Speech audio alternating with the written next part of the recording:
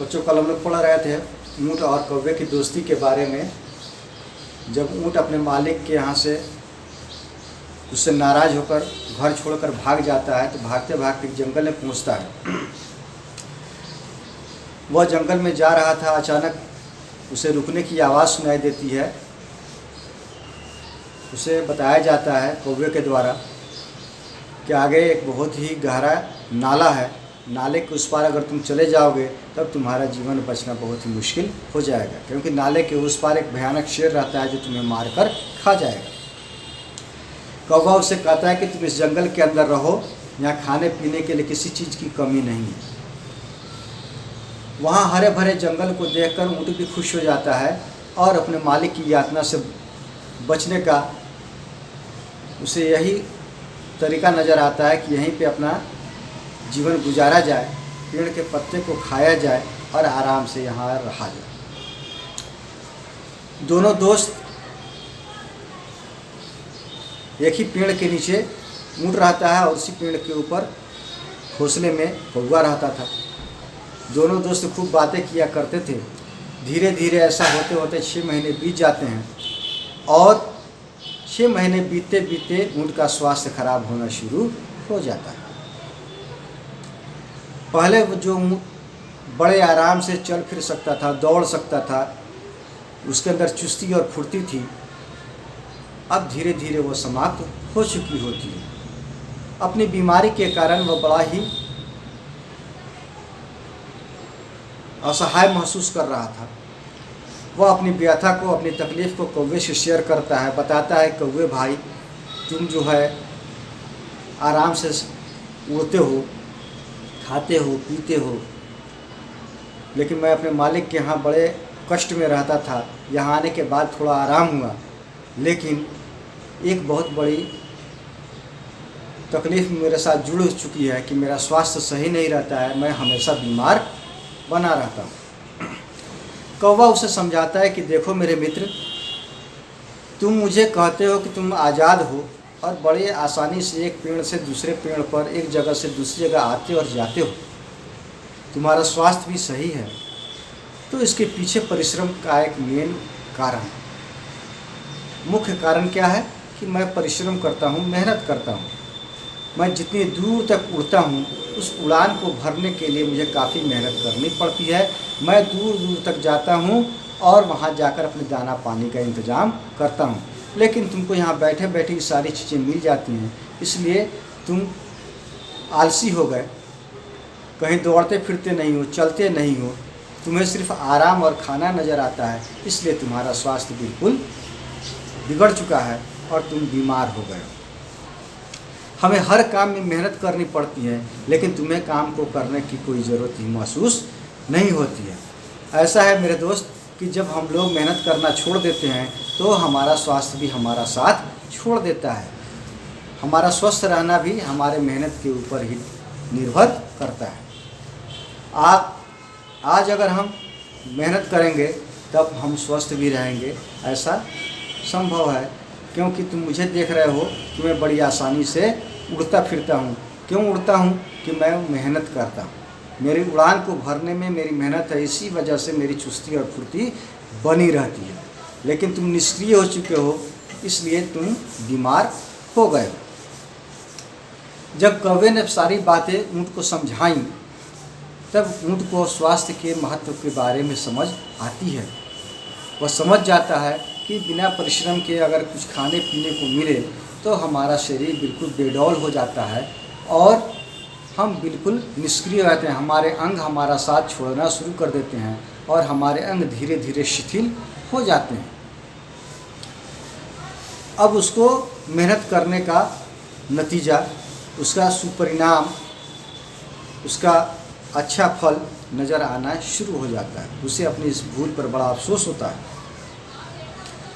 वह सोचता है कि पक्षियों को मेहनत करने के लिए ईश्वर ने उन्हें पंख दिए हैं, जिन पंखों को वह ऊपर नीचे करता है, उस ऊपर नीचे करने में जो मेहनत होती है उससे उसके शरीर का व्यायाम होता है और वह व्यायाम ही उसे स्वस्थ रखने में उसकी सहायता करता है। जब कोई हिंसक पशु किसी जानवर के ऊपर आक्रमण करता है हमला करता है, तब जंगल में रहने वाला जानवर जो शाकाहारी है वह अपनी जान बचाने के लिए भागता है। उस भागने के क्रम में उसे जो शारीरिक मेहनत करनी पड़ती है, वह शारीरिक मेहनत ही उसे स्वस्थ रखने में उसकी सहायता करती है, उसकी बीमारियों को दूर करने का काम करती है। ठीक उसी प्रकार से जो पशु उसका पीछा करता है, उसको अपने खुराक बनाने के लिए, उसका वध करने के लिए, वह जानवर भी उसे पकड़ने के लिए उतनी ही तेज़ी के साथ उसके पीछे भागता है। उस भागने के क्रम में भी वह मेहनत का ही काम करता है और उसी मेहनत के कारण उसका बदन बिल्कुल चुस्त दुरुस्त रहता है, एक्टिव रहता है, क्रियाशील रहता है और वह बिल्कुल स्वस्थ नज़र आता है।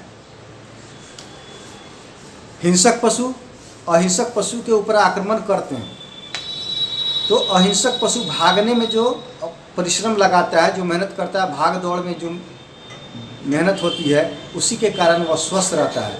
और हिंसक पशु उसका शिकार करने के कारण जब उसको खदेड़ता है, उसको पकड़ने की चेष्टा करता है, उस पकड़ने के क्रम में उसे जो शारीरिक मेहनत करनी पड़ती है, वही उसको स्वस्थ बनाए रखने में उसके लिए सहायता प्रदान करती है और वो सहायक होती है। अब ऊँट को सारी बातें समझ में आ जाती है कि पहले मैं अपने मालिक के घर रहता था, मेरा मालिक मेरे ऊपर सामान को लाद देता था, एक जगह से दूसरी जगह ले जाता था। इस क्रम में मुझे बहुत मेहनत करनी पड़ती थी, थकान हो जाती थी और मेरा शरीर चूर चूर हो जाया करता था। जब मेरी चाल ढीली पड़ती थी तब मेरा मालिक मुझे 2-4 डंडे लगा दिया करता था। ऊँट समझ गया कि वह मालिक के द्वारा कराए गए काम की मुझे स्वस्थ रखने में मेरी सहायता करते थे। और जब मैं आनाकानी करता, कोई कोताही करता अपने आप को मेहनत करने से, तब मेरा मालिक गुस्से में आकर मुझे स्वस्थ रहने में मदद करने के लिए ही, भले उसका उद्देश्य अपने सामान को मंडी तक पहुंचाने में जल्दी करने का हो या अपने सामान को जल्दी एक जगह से दूसरे जगह ले जाने का हो, लेकिन उसकी पिटाई के कारण ही मैं तेज़ी के साथ भागता था और वह भागना ही मेरे स्वास्थ्य के लिए हितकारी था और मुझे स्वस्थ बनाए रखने में मेरी सहायता किया करता था। अब सारी बातें उसके दिमाग में आ रही थी। जैसे ही ये बात उसके दिमाग में आती हैं, ऊँट को अपनी गलती का एहसास होता है, उसे आभास होता है कि नहीं, मेरा मालिक मेरे लिए बुरा नहीं करता था, बल्कि वह मेरी भलाई के लिए ही ऐसा किया करता था। मेरा मालिक मुझे स्वस्थ रखने के लिए ही मेरी पिटाई करता था। जब वह महसूस करता है, उसके बाद धीरे धीरे जंगल से निकलता है और बड़े आराम के साथ चलता हुआ अपने मालिक के घर पहुंच जाता है। पहले बड़ी तेज़ी के साथ भाग के जंगल में चला गया था, लेकिन अब क्या होता है, उसका चाल धीमा पड़ चुका था क्योंकि उसका शरीर बेडौल हो चुका था, वह बीमार हो चुका था, देखने में मोटा ताज़ा हो गया था, अब उससे चला भी नहीं जा रहा। तब धीरे धीरे चलता हुआ मालिक के घर पहुंचता है। रात में वह मालिक के घर पे पहुंचता है। जब सुबह होती है, उसका मालिक घर से निकलता है और जैसे ही ऊँट के ऊपर उसकी नज़र पड़ती है, ऊँट को देखने के बाद उसे बड़ी खुशी होती है, साथ ही साथ उसको गुस्सा भी आता है। खुशी इस बात की होती है कि मेरा ऊँट जो खोया हुआ था 6 महीने के बाद वापस मुझको मिल गया, इस बात की उसे खुशी थी। लेकिन क्रोध और गुस्सा इसलिए आया कि मेरा ऊँट जो है मेरे घर से चोरी छिपे बिना किसी आहट के भाग गया और इसकी खबर मुझे नहीं हो पाई। इसको महसूस करने के बाद मालिक को गुस्सा आ जाता है और ऊँट को क्या करता है, फिर से वह नकेल में कस देता है और खूंटे से ले जाकर बांध देता है। ऊँट के नाक में नकेल लगा देता है, उसके गले में रस्सी लगा देता है और रस्सी को फिर दोबारा ले जाकर एक खूंटे में बांध देता है। फिर जाता है, एक बड़ा सा डंडा लाता है और उसकी सिकाई करना शुरू कर देता है। देखा है ना पिटाई, किस तरह तुम लोग बदमाशी करते हो तो सर पीटते हैं, डंडे से सिकाई करते हैं।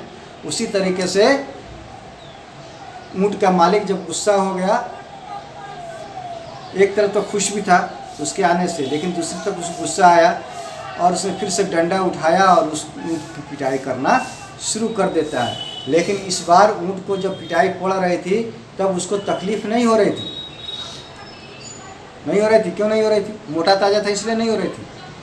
नहीं, ऊँट को यह महसूस हो रहा था कि मेरा मालिक जब मुझे पीट रहा है, इसका मतलब है कि वह मुझसे नाराज़ है और अपनी खीज को, अपने गुस्से को मुझ पर उतार रहा है, और उसकी पिटाई जो है वह मेरे लिए वरदान साबित होगी और हो रही है। क्योंकि मैं जब पीटता हूँ तब जाकर मैं तेज़ भागता हूँ और मैं स्वस्थ रहता हूँ। तो स्वस्थ रहने के लिए अगर मुझे 2 डंडे खाने भी पड़ते हैं तो इसके लिए कोई शिकायत नहीं होनी चाहिए, और हमें बिल्कुल अपने मालिक